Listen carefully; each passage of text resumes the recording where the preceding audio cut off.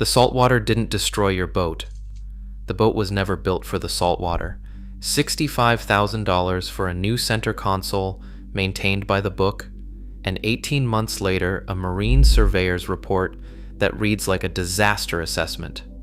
Corroded hardware, compromised wiring, structural rot already setting in. The problem was never how you used this boat. It is what the industry sold you and what they deliberately left out. 18 months after signing the paperwork, the truth lands with a gut punch. The owner, still proud of his $65,000 center console, stands next to a surveyor who's reading from a clipboard like it is a list of sins. Cleats wobble, hinges pit, and the once shiny hardware is now furred over with orange corrosion. The report does not blame neglect. It never mentions rough seas or missed maintenance. It points, line by line, to hardware that was supposed to be marine grade, a phrase dealers throw around as if it is a guarantee, not a gamble. The surveyor taps a fastener with a screwdriver. The screw head crumbles. That is 304 stainless, not the 316 that actually holds up in salt water. The difference is about 30 cents per screw at the factory, or maybe $120 saved across the whole hull. But now the repair estimate lands between $800 and $2,000, just to replace the deck hardware before the corrosion spreads deeper. That is the real math behind the marketing. Ask any owner who has had to tear apart their boat before the second season is over. The phrase marine grade is everywhere, in brochures, spec sheets, and sales pitches, but it is never defined. Under ABYC standards, marine grade means 316 stainless in wet areas, and tinned copper for every wire exposed to salt. But ABYC compliance is voluntary. Dealers know it. Manufacturers know it. The only one left in the dark is the buyer. The surveyor's voice is steady, almost tired. He has seen this before, hundreds of times.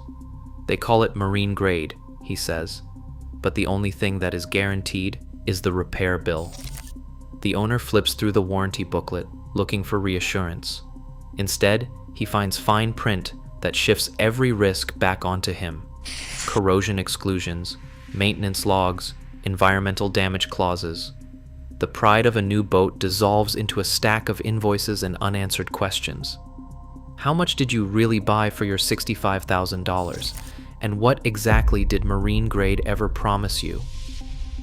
Moisture meters don't lie.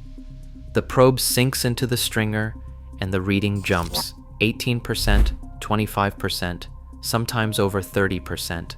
That's not surface dampness, that's waterlogged wood hidden under a fresh coat of bilge paint. These are boats that haven't even hit their 4th birthday. Owners bring them in complaining about soft decks or a lingering musty smell. Pull up the floor, and the truth is right there.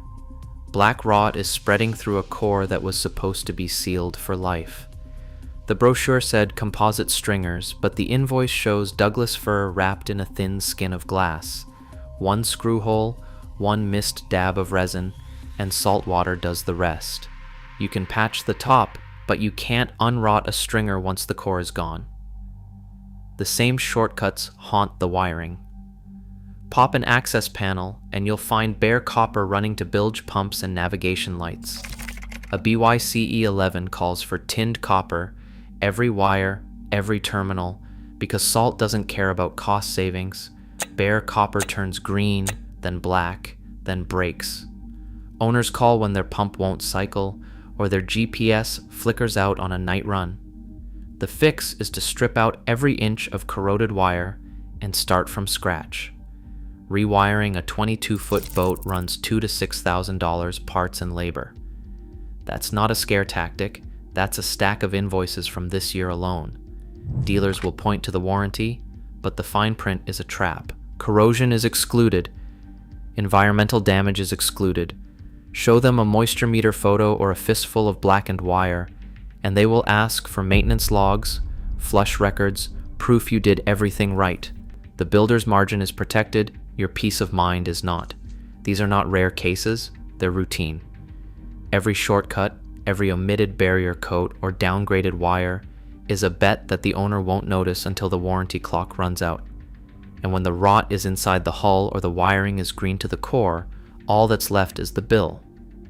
How much of your boat is already rotting behind the gel coat? How many wires are waiting to fail the next time you really need them? A warranty is supposed to be a contract, a promise that the builder stands behind the boat, not just the sale.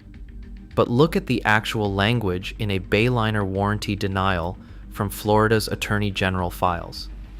Any corrosion resulting from use in saltwater environments or failure to perform a freshwater rinse after each use voids hull warranty. That is not protection, that is a trap. The fine print is weaponized, corrosion exclusions, environmental damage catch-alls, and maintenance logs that most owners never even knew they were supposed to keep. Miss a single entry, forget to log a flush, and your claim is dead on arrival. The builder's risk is offloaded line by line onto the buyer, while the sales brochure still brags about saltwater readiness and marine-grade assurance. And it is not just Bayliner. Warranty PDFs from Boston Whaler, Grady White, Scout, and Everglades all play the same game. Corrosion excluded unless the owner maintains a documented flush schedule. Salinity above 0.5 parts per thousand voids coverage. Failure to submit a quarterly maintenance checklist results in denial. The industry's own NMMA guidance says warranties should cover corrosion from normal saltwater use, but the actual clauses tear that promise apart. Dealers know it, manufacturers know it, the only one left holding the repair bill is the owner. But not every builder plays this game. There are companies that use closed mold construction, resin infusion, and non-wood cores, builders who apply vinyl ester barrier coats as standard, not as a pricey upgrade. These hulls come out of the mold with no voids to trap water, no cheap timber stringers waiting to rot from the inside. NMMA certified shops that actually follow BYC standards do not hide behind warranty loopholes. They build boats that last, and their claims records prove it. Surveyors see the difference every day. Stringers that stay dry, wiring that does not turn green, hardware that holds up after 4 years in the Gulf. The contrast is blunt. When a builder does it right, the warranty is not a maze of exclusions. It is a backup, not a shield against their own shortcuts. So the question is not whether saltwater is harsh, it is whether your builder was honest about what they were selling. The warranty tells you everything you need to know if you read past the bold print and into the fine. And if the builder has nothing to hide, you will find a contract that matches the brochure, not one that is designed to leave you stranded. Every shortcut has a price, and it is always paid by the owner. The industry's margin math is simple. Save $120 on fasteners, $200 on wiring, another $1,000 by skipping composite stringers, or a factory barrier coat. That is $1,500 left in the builder's pocket for every hull that leaves the line. On a production run of 500 boats, it is $750,000, enough to keep shareholders happy while buyers inherit the risk. The brochures brag about saltwater readiness and marine-grade hardware, but those words cost nothing. The real cost shows up when a deck cleat snaps off in your hand, when the navigation lights fail in a squall, or when a surveyor's meter finds rot spreading under the gel coat. Dealers know the game. They will talk up BYC compliance, but ask for proof and you will get marketing copy, not a test report. The warranty is written by lawyers, not engineers. Corrosion exclusions, maintenance logs, and environmental damage clauses are designed to protect the margin, not the boat. The industry banks on buyers who do not know what to ask or who only find out when it is too late to walk away. So here is what the margin game really means. Every dollar saved at the factory multiplies into thousands lost by the owner. The only defense is to arm yourself before you buy. 5 questions cut through the fog. 1. What grade of stainless is used for every piece of deck hardware? If it is not 316, you are buying repairs, not reliability. 2. Is every wire tinned copper per ABYCE 11, or is there bare copper hiding behind the panels? 3. Was the hull built with open mold layup, or did it get resin infusion or vacuum bagging? Only one of those methods resists blisters after 2 years in salt water. 4. What is inside the stringers, wood, balsa, or closed cell foam? Ask to see the build sheet, not just the sales pitch. 5. Can the dealer provide a full warranty document before you sign, and will they highlight every corrosion exclusion and maintenance requirement in writing? If a builder or dealer sidesteps these questions, you have your answer.